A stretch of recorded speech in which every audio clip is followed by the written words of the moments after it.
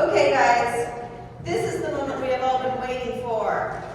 Give it up for our Hellraiser cast.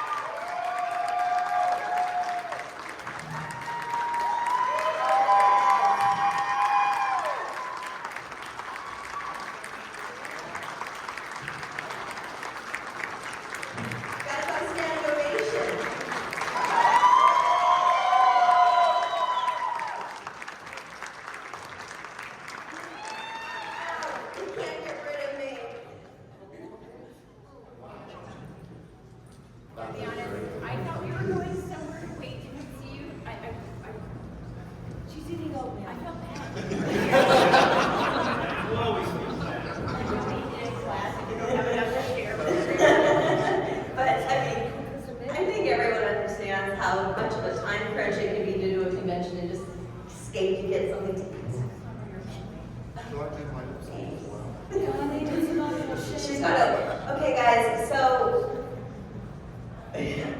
many. It's okay. I would love to know how Hellraiser came into all of your lives. Now, we only have 2 microphones, so we're just going to have to pass it down this way and pass it down this way, okay? How Hellraiser came into our lives. Yeah. Well, I walked into a room and Clive Barker was there. And Clive said, "What are you doing?" And I said, "Not much." And he said, "Okay, so come and play with us."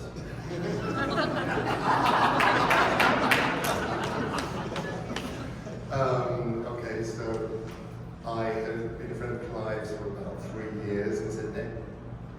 I'm making a movie. Would you like a part in it? There is some makeup involved.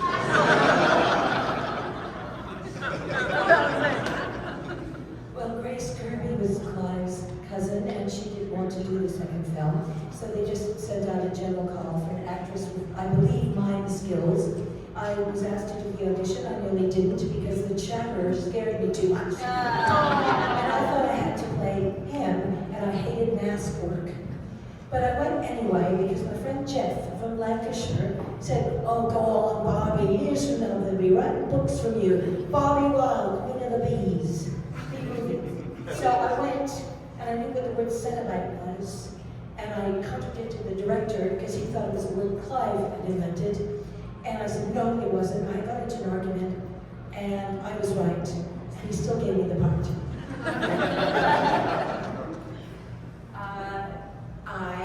I was reading for Waxworks 2, with Tony Hickox, and we had just bought a house, and I had a lot of work to do on it, and I didn't really like the offer they gave me, and I said, "Well, what's the next thing you're doing?" And he said, "Hellraiser." I'm like, "What? Is there a part for me in Hellraiser?" And he's like, "Yeah." I'm like, "Well, great. When you're done with Waxworks, come back. I would read for that. I want to do that. I love that. Oh my God, because Andy's was the one I was just like, holy shit. What the fuck is that? Right? So, yeah.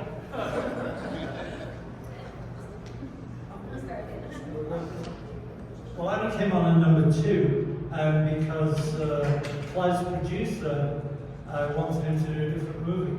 So Clive, Doug and I all grew up together in Liverpool. We've been in theatre companies in the 70s, and in the absence of any established professional, Clive told the producer Chris Figg that his only he could maybe write the script for him for number 2. And the only funny aspect to it was Clive called me and said, "I know you write fiction, you've ever written a screenplay?" And I said, "No, I've never seen a screenplay." And he said, "Well, if a producer calls in the next 5 minutes and asks you the same question, are you prepared to lie?" You guessed my answer. And 5 minutes later, a very plummy English. I know we all sound the same to you, but Chris Figg sounds like Prince Charles, and I sound like the fucking Beatles. But posh voice came on the phone and said, "Peter, Chris Figg here. Guy tells me, blah, blah, blah. Have you ever written a screenplay?" And I said, Well, yes, I have. First, they're my favorite film. And so we blacked him, and I got the job, so I'm very grateful. You're going to have to forgive me, I'm losing my voice, so if there is an Ellie Melba in the room, just come and see me later. You won't get that, but ask some of the rest of the English cast and they'll explain. Or don't. So I kind of had known Clive for a few years, and then we kind of lost contact, and I just rang him after a couple of years to see how he was, because his books of blood had come out, and he said, oh, hi, sorry, very similar to Nick. I'm just about to make a movie. Do you want to play a monster? And I went, yeah, okay. So that was what happened. Well, hello. I was completely, I should say, Hellraiser was sort of unknown to me. I hadn't seen any of the films, and I was called in to audition first for, forgive me, I'm blanking on the character's name, in the 18th century, the woman in the 18th century. And then they said, well, let's have you read for Bobby in the present day. Well, lucky me, they said, you choose. We like you to be in it. You choose which one which role you're going to be. Well, that was really cool. So my agents and I discussed it, and I chose Bobby and had a blast, and there you go. How do you do it? Well, as Kim also, I went to an audition. I was living in Los Angeles, and then I went to the audition, and I was totally the character, because I worked very hard for the character. And when I came into the room, the director said, like, you are totally Angelique. I want you. But then it was kind of funny because the producers, they were like fighting each other, and because the movie was like fighting each other. It was like fires. There was like sort of hell going on. And the producers like, okay, well, do you want to be fired? So they go, well, how come? I mean, I just got hired and I don't want to be fired. So anyway, I did got fired, and the movie went up, and happy I am part of this story with. I'm happy you're happy. Sometimes on a Saturday afternoon when my brain's getting a bit fried, and people ask me about my audition for Hellraiser, and I tell them that they put me in a room with closed circuit television and a table with a hammer and a pile of nails on it, and told me to get creative. And you'd be surprised how often people go, wow, that's good. And then I get sharp and kicked under the table by Steph. She's always reminding me that if you're being ironic in America, you have to say, just kidding. I am, as Pete alluded to, the third member of the Scouts Mafia in Hellraiser, along with Clive. The day my life changed was the day I walked into rehearsals in high school in Liverpool to meet fellow cast members, which included this fellow called Clive Barker. And fast forward after a decade of working in the theatre with Pete, I was at a party in September 1985. It was actually Jane Wildgoose's 30th birthday party, which she was holding as a wake for her lost youth. Jane, who had done costuming for the dog company, the theatre company that Pete mentioned, and of course Clive was about to invite to design and make the Cenobites costumes for Hellraiser. A brilliant piece of work.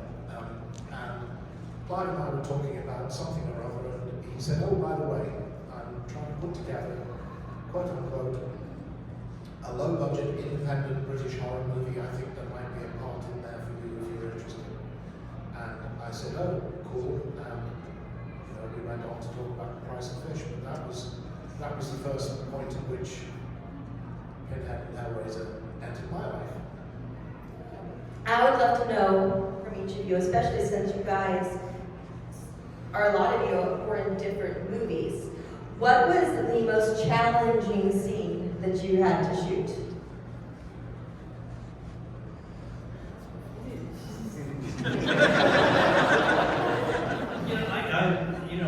When I'm playing roles that I enjoy, the challenge is, do I suck? That's the big challenge. But you hope you don't suck. But other than that, I think the makeup probably was the biggest challenge for me at the end of the film. But in terms of playing, I just had such a great time. It was really totally unexpected. It was unexpected because Clive Barker was so unexpected to me. Here's this guy who looks like a choir boy, maybe 15 years old, and with this sweet smile, and this mellifluous voice, and then I got his books of blood, and I started reading these books, and they fucked me up. Honestly, I thought, wow, this guy is something else.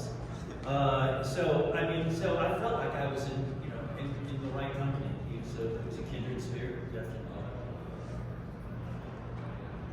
Gosh. Okay, so the makeup itself, the Simon Lloyd test, had its own challenges because I couldn't really hear, speak, or see. At the bits, I could just about. I suppose the bit that was the most challenging was something that was not in the script, and that was putting 2 fingers down Ashley's throat. Because you have to understand, I can see out my left eye actually over there. And it's like, honestly, if Ashley wasn't such a great actress and really, because literally just given it like half an hour's notice to think, by the way, Nick, you're going to shake your fingers down Ashley's throat. Okay, Clive. That's what you want to do. So it took us a little time, but it's that bit. The other bit was the most painful. Okay, a pretty brief story.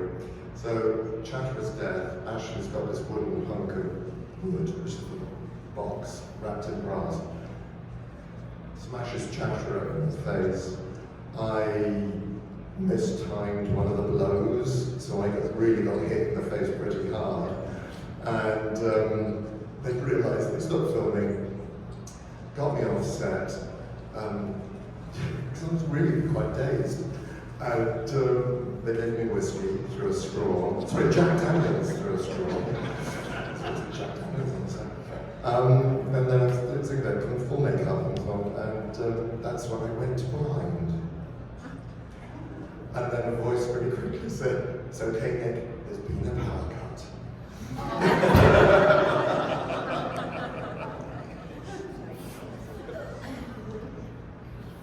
Earlier today, I managed to hurl a cup of coffee at myself, and now I just want to take it. This is such a great day.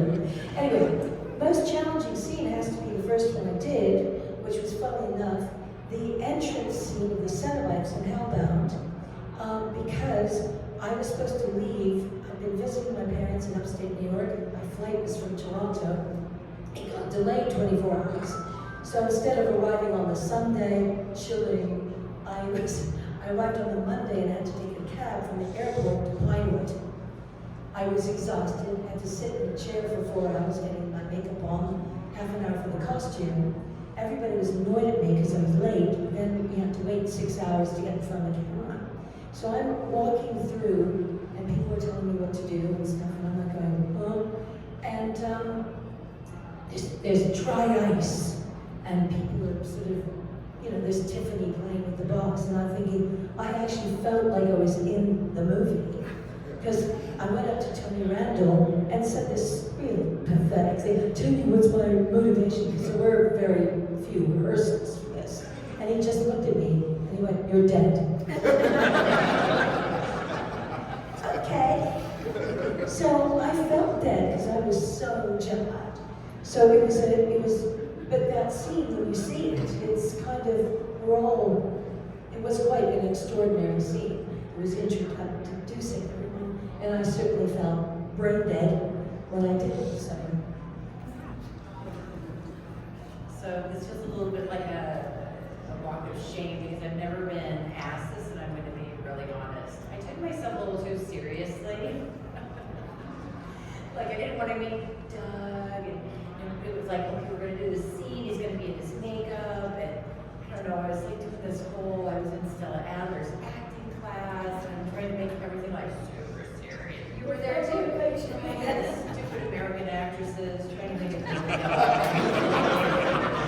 oh my gosh, offended when they're joking around like, no, I'm serious, I have to cry, this is horror, and this one says, oh my god, yeah, right? So stupid. So having to go back, I would way be relaxed as fuck about the whole thing and have more fun. I think, the hardest thing though, really hardest thing, physically, was doing the night shoots because I ended up getting bronchitis.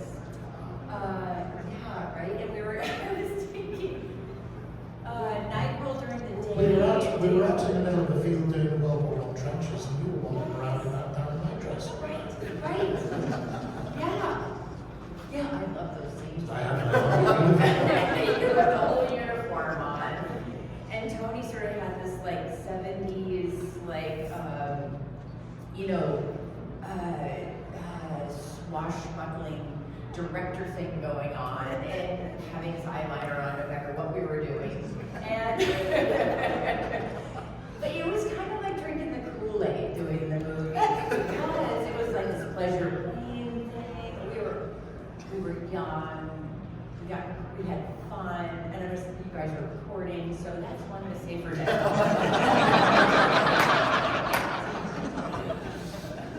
Of course, Hitchcock would have told you about me that your motivation was your salary. Except on Hellbound, that would have been no kind of motivation. But I'll go to my first scene as well, because there were two of us on Hellraiser who didn't really have a clue what we were doing. One was me and one was Clive. Because I'd never been to theatre school, I'd never had any drama training, and it shows. Thank you, Simon.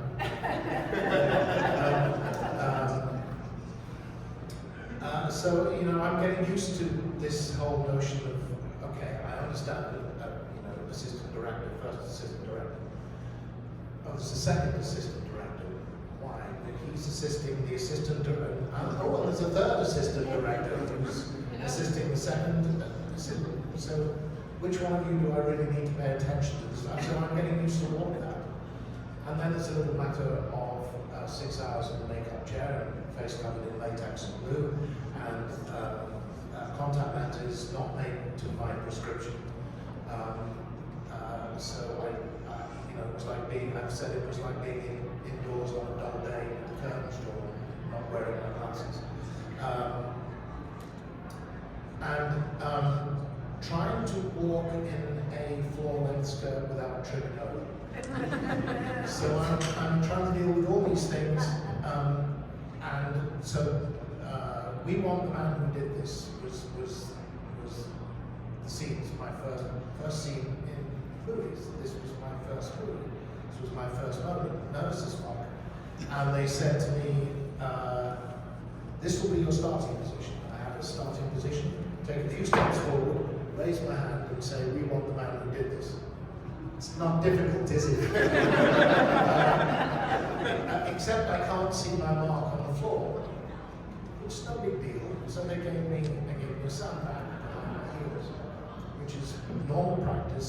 I didn't know that. I thought I was being treated as, the slightly dim child at the back of the and this will be your finish mark. Well, I can't see that mark either. So they nail a piece of wood to the floor of the soundstage, so you can feel it with your toes and you don't have to go down. It's normal practice, but I didn't know that. Then we set off trying to walk, and I tripped over the skirt. I did it twice. So they brought clothes pegs on set, and they rolled up the hem of my skirt and clipped it with clothes pegs. So any pretensions I now have, any sense of grand importance as the dark poke of hell, skirt with a clothes patch around the hand had quickly evaporated. Finally, they told me that my eyeline would be just to this side of the camera. Well, to me, there's a black hole out there, and if there's a camera in there at all, I have no idea where it is. So they hold up, I'm not making this up, a pin light, which is just like a tiny little torch light. So that's my eyeline. And someone said, right, shall we rehearse this? And at that point, a voice behind the camera, I never located the owner. I knew it wasn't I, I'm certain it wasn't so. Don't know who it was. If I write my memoirs, it might just be the title. The voice said, does he know his line?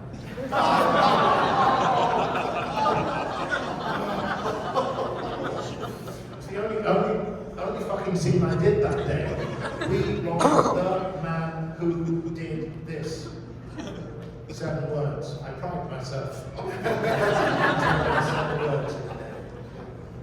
It all got easier That was fun. Anyway, It was very scary to me when I was next to him, because when he had his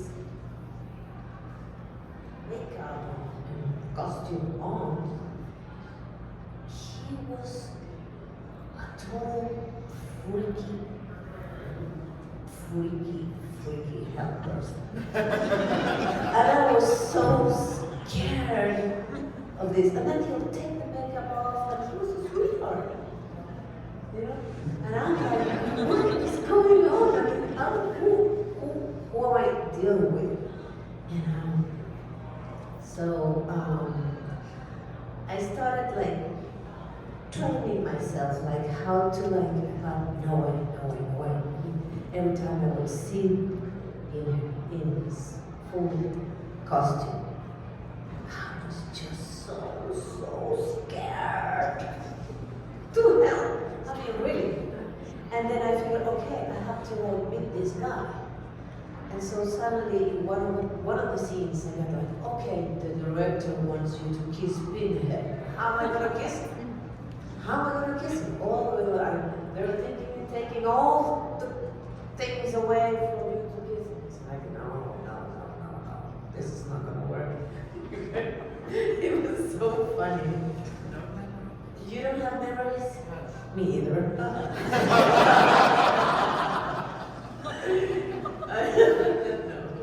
No, I'm not making it up. So anyway, we had strikes, we had fires, we had a lot of hell going on. Your son? Yes, you got chicken pox too. Well, let's go. So it was something that we survived. That was a good part of it. We survived. Barely. And for my character also, I always thought someday, I'm gonna be Pinhead. So I'm still going in my head, but how am I gonna do it? But we'll get to it. Thank you. I am from now on, when sometimes I'm asked to add my character name after my signature, and it's usually either Pinhead or the Hell Priest, since the Scarlet Gospels. But from now on, it's going to be Freaky Hell Person.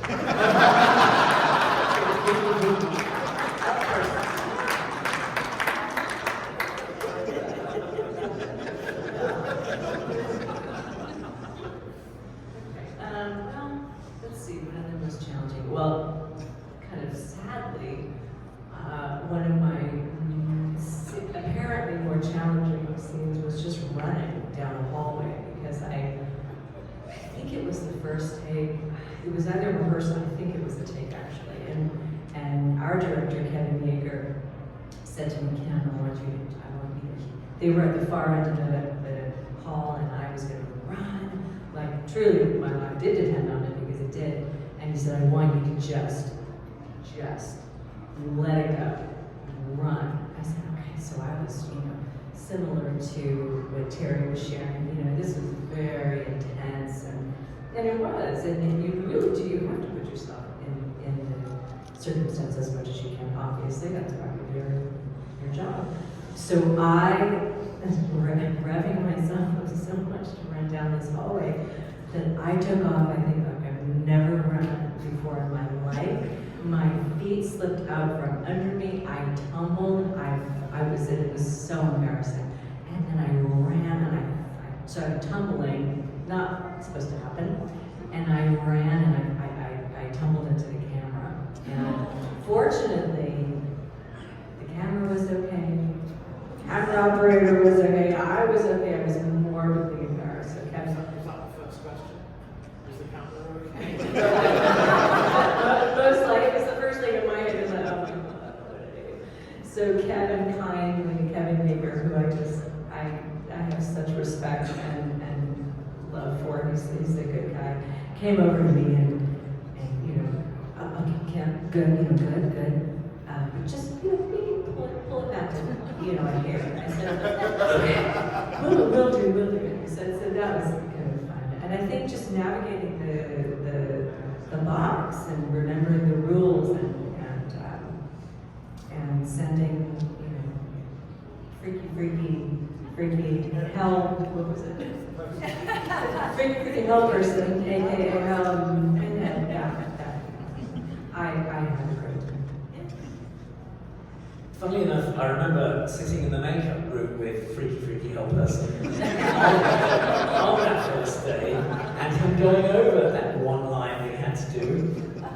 We want the man who did this. We want the man who did this. We want the man who did this. All these different takes. No, you're not going to like from that. You've had your moments.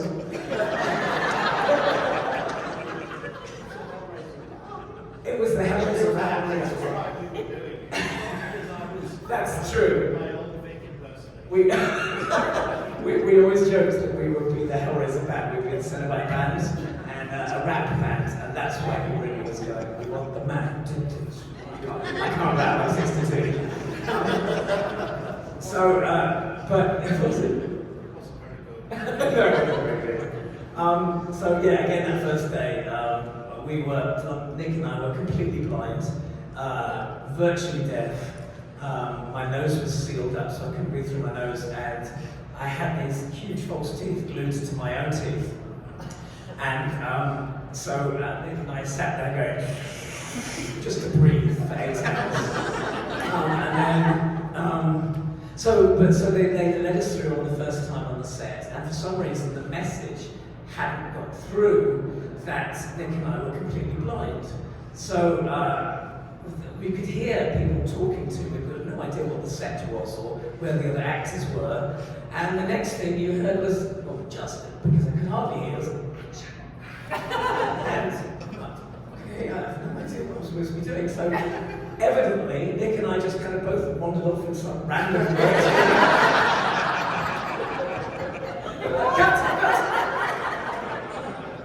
So there was a lot of huddling, evidently, because I couldn't see it. But it got worse than that a few weeks later, because originally my character did have dialogue, and they were all plosives, so P's and B's, perhaps, we'd prefer you, or impossible. But because of the teeth, I couldn't get my lips together. So I could say, aha, you, impossible. And it kind of wasn't very scary. So we got to the first take of me having dialogue, and I was trying to, I can't do the words. What? I can't say the words. But you. And evidently they went away in a little huddle. There was no budget for ADR for dubbing. So they came back and they said, okay, what we're going to do, we're going to take all your dialogue away from you, and the female Cenobite is going to say it. And that was the most distressing day on set. And we went back to the green room and I cried inside the butterball costume. And nobody knew. So Clive's line, no, it was much sadder than that.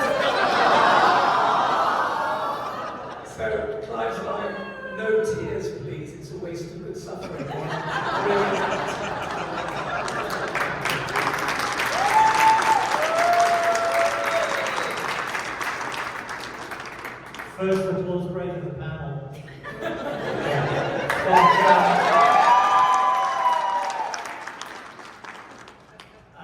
as you know, you're not really an actor like the rest of them, but I wrote the movies and they wanted me to stay on set through the shoot for Hellraiser 3, but they didn't have the budget to keep me on set as a writer. So Tony Hickos, God bless him, said, well, play a fucking Cenobite, we'll pay you as an actor. So I got to play a Cenobite, which was great.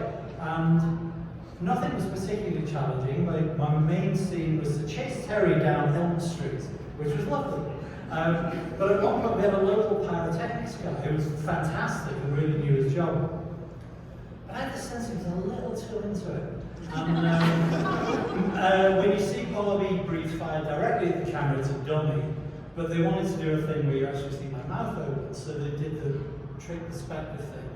The camera's here, I'm here, and there's a shoulder-mounted flamethrower over here that's going to, when the camera looks this way, it looks like it's coming out of my mouth. So, not being a professional, I said to the guy, I don't want to flinch and fuck it up. How big is the flame going to be?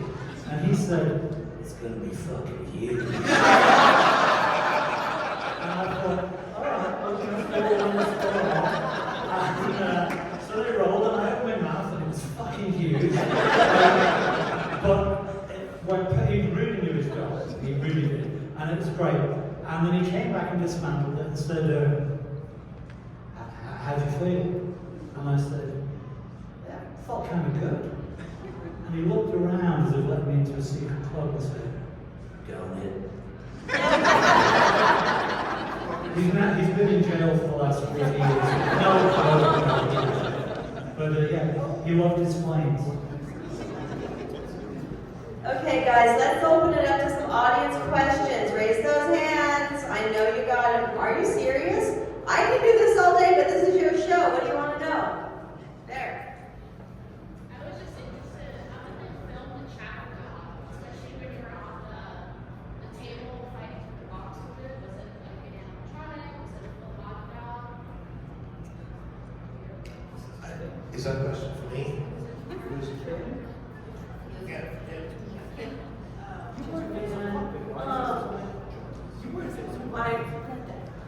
This is, I have to be honest, I don't remember. I wish I could tap into those files from 20 years and 19 years ago. Does anybody else remember how that might have happened? Well, not precisely. I did the table. I don't know. I actually think it was puppeteered from beneath. Didn't Kevin and Gary had a couple of guys underneath moving his legs, and it was, it's hilarious. Let Kim tell the story now, remember. But it's funny, isn't it? Working with what's meant to be terrifying, and you've got 4 guys underneath. Move the fucking left leg. You're moving the fucking left leg. But Kim sold it. It's always the actors who sell those things, not the I hope Peter answered. All right, anyone else? Yes. This is basically for everyone. But the new Hellraiser movies are coming out and there's no leather. How does everyone feel about the configuration with the skin instead of doing with leather? Because it makes a lot more sense. Sorry, can't hear you. It's no leather in the new film. I think it's because it's vegan. Alright, she wants to know also, like, how do you feel about that? Are you in favor of it being skin instead of leather, or do you still want your leather daddy back? Skin's scary. Vegan's not scary. Sorry, I didn't get that question. What did you say? For the new Hellraiser, Yes. are you upset that there is now skin in place of the leather suit? Well, I actually thought the design of the whole film was quite, Lost her leather guy. quite wonderful, but you cannot beat leather. You know what I'm saying? Because it is, of course, unless you get vegan leather, it's not, it's so, leather isn't sexy? No, vegan leather is not sexy. Although I have a vegan friend who would argue with that. But, No cows were killed in the making of the new Hellraiser.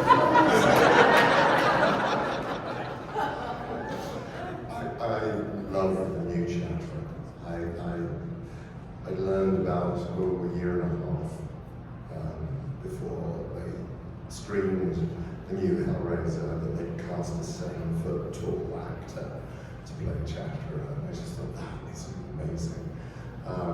Jason, who plays a lovely guy, with messaged back and forth a few times. And I just thought the whole vibe and design of the new Hellraiser was great. Really, really good. Good time. I got nothing to say on this.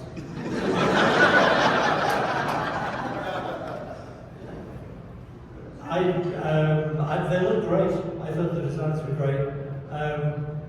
I thought Jamie was great with the new Pinhead, and I realised it's like Doug will always be Pinhead, but Jamie's a pretty good Pinhead. So if Doug is the Bela Lugosi Dracula, Jamie can be the Christopher Lee Dracula, or both can exist in alternate timelines. I thought it was an interesting look, but I'm not quite as into leather as Bob in Science. And Jamie and Doug would make lovely little pinhead babies, I think, as well. I said you and Jamie Clayton would make lovely little pinhead babies together.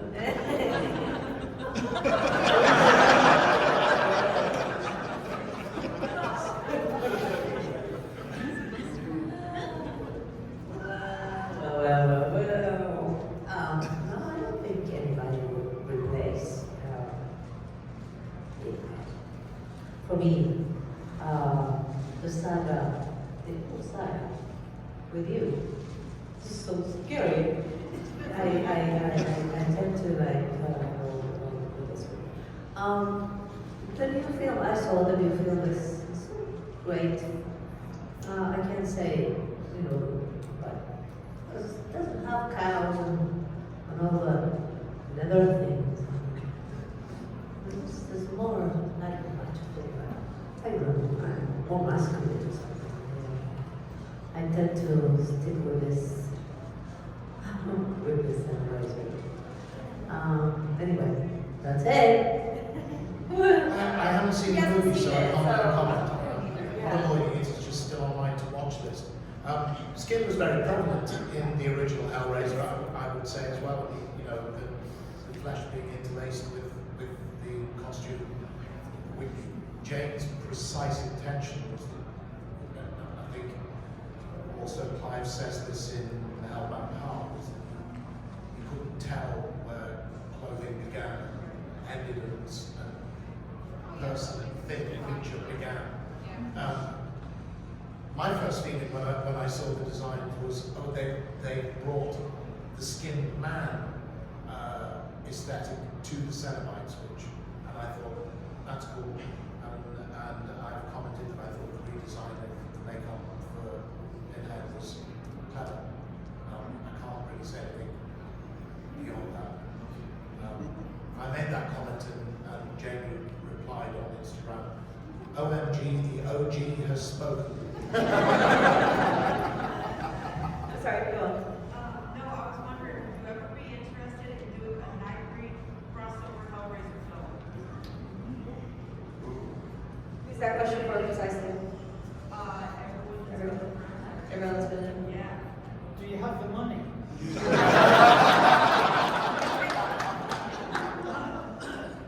It was done in the comics, wasn't it? Harry Potter? Yes. Yes. Yeah. Yeah. Yeah, it was. Okay. Sure. Speak to my agent. I'm really interested. It could be fun to play both Chatterer and Kinski, because they're two characters I'm really passionately fond of. So yeah, double the work. I'm in. It's more of just a statement for your character, Larry. I really feel for him. I feel like he's a big victim in the movie, and every time I watch the movie, I really feel for him. And I just want to say that, how do you feel playing that character where you're innocent and you're trying to be a good father, you're trying to be a good husband, he gives his wife everything that she wants? How do you feel?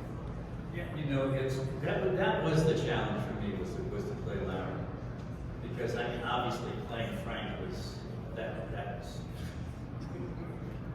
for me that was easy. You know, I mean, you know, putting on the skin and getting the eyeballs and whatever. But Larry was, to make Larry credible, and it is the setup to the whole thing, to the horror, and that's where I felt, and that's what interested me about the film, doing the film, was that there was the underlying theme of the family, and the family, sinking into the horror.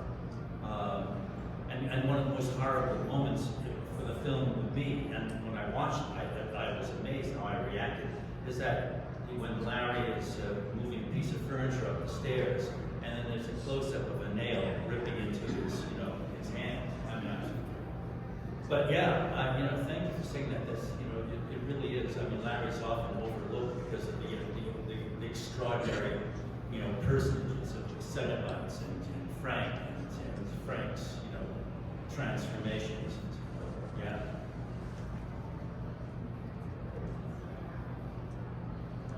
All right, anyone else?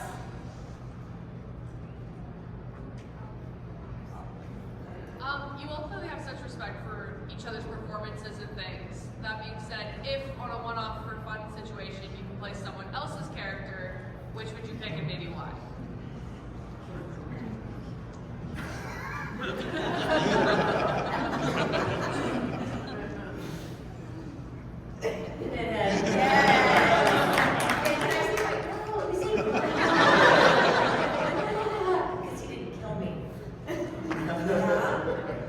If you read the Hellbound Heart, the lead Cenobite was female, right? So, it's a pretty sexy part. I think, and you did it. Pinhead, yeah. Right. Yeah. And might I say, you kind of have the natural voice of what Clive described in the story. That's only because I've been talking 3 days straight. Oh, I'm sorry. Yes, Pinhead, but Julia, what a diva of horror. Little mousy, housewife with big hair and shoulder pads becomes this extraordinary creature who entices men to her attic and hits them over the head with a hammer so she can get her lover's skin back. Who wouldn't want to play that part, girls? That's what I call dedication. You know what I'm saying? So, Julia, yeah, open. Julia? Oh, I'll do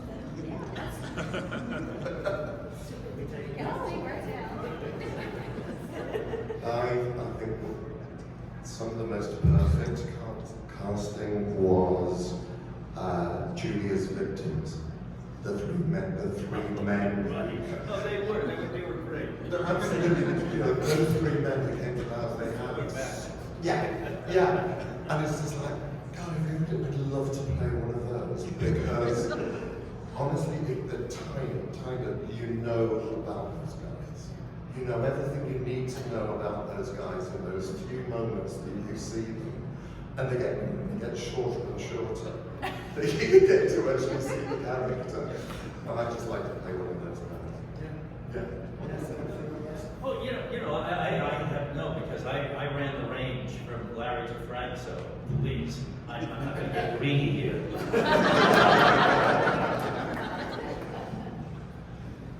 Of course, the interesting thing about the businessmen, I've always said, is that because the movie was originally written and at the beginning of filming intended to be taking place in London, and midway through when we all decided that they were having a sequel and it was going to be in America, there was a lot of backfilling to try and make Hellraiser convincingly so there was a lot of odd things. So that Kirsty's boyfriend, anyway.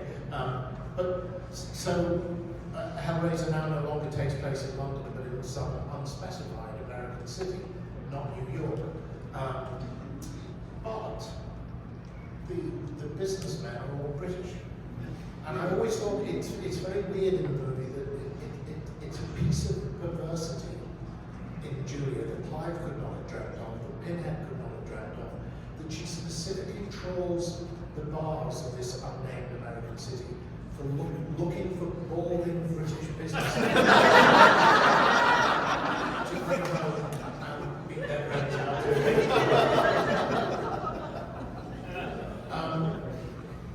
Well, obviously, I would play the mattress delivery guy. Did you learn your lesson saying that? It would not be the serious answer would be Dr. General.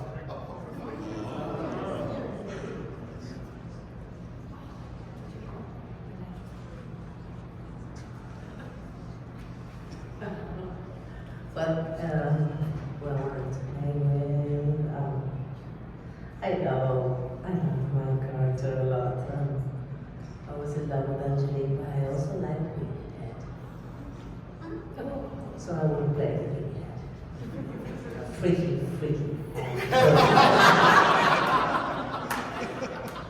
Let's see, I think for me it's obvious too. I would be interested in playing the evil femme fatale. Angelique, that would be a blast. An 180-degree turn. Yeah. So I think I would really like to play Skinless Frank. Because A, he can see, and he can hear, and he can speak. Yeah, he can speak, although he was dubbed. Because it was a different actor who played Skinless Frank to the other Frank.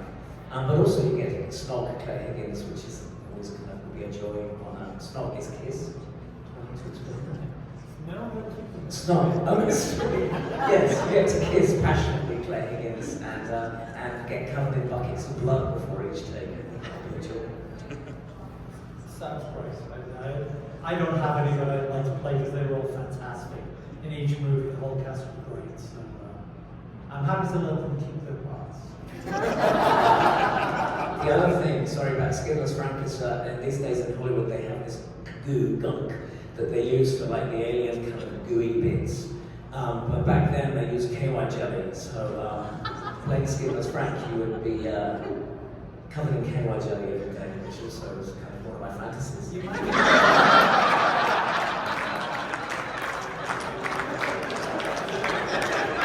Do you know what KY jelly is?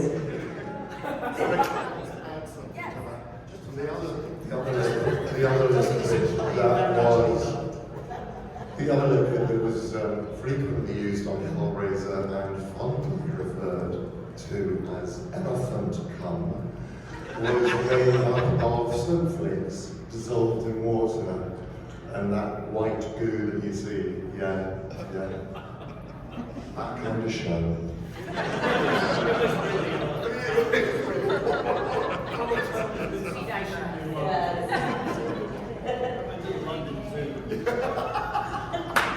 All right, so I have one final wrap-up question for you all before I let you go. And on our podcast, The Dolls of Horror, we have a segment every episode where we pick an epic line from the movie. Sometimes it's 4 or 5 or 10 because we can't pick, and there's so many. I would love to know, can you pick an epic line from any of the Hellraiser movies? And it doesn't have to be your own. What is your epic line?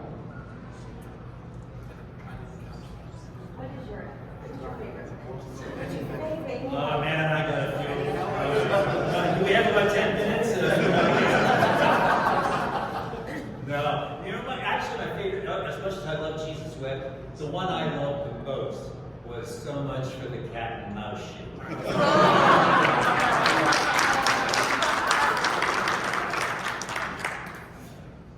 Funny enough, it's one of yours. Sorry, babe, it's nothing personal. Doesn't Claire say that? What? I don't know. Sorry. Sorry, babe, it's nothing personal. So, Just after it slaps the back. Yeah, well, in Hellraiser 2, she grabs Frank's heart and holds it up, and it's bleeding and still throbbing like it's in her hand, and she goes, nothing personal, babe. And it's her response to that, which I like. But of course, there's always the old standard, time to play. I forgot about the cat. I feel like I need to watch them all again to be able to pick one.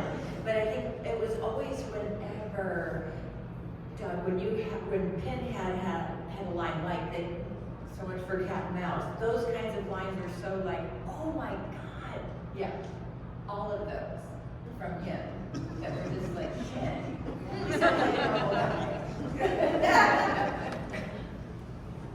It's Jesus wept, immortalized by the great Mr. Roberts. Yeah, thank you.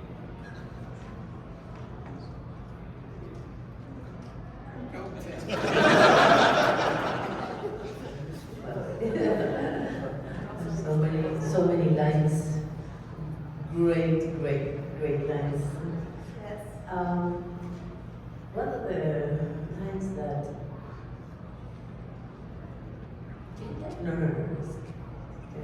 it's freaking helpers. That was like, I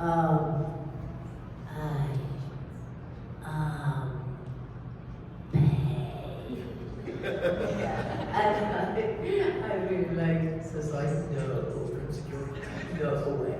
I am paid. So, typical line.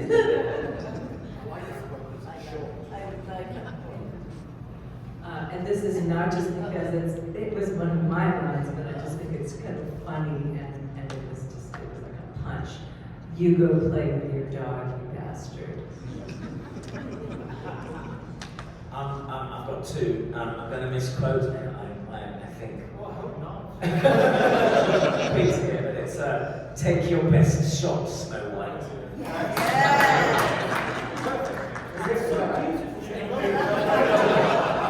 And the other one was one of my favourites every day was that's a wrap. Get the actors out of makeup now. I feel I should refrain because, first of all, I'm a little insulted nobody remembers the lines. But seriously, I see people wandering around with T-shirts with phrases that I wrote from the first movie or I wrote from 2, 3, and 4 on T-shirts, and it's just thrilling and touching to see that people remember that shit you typed on a manual typewriter 30 or 35 years ago. So thank you very much for remembering all the lines you do remember.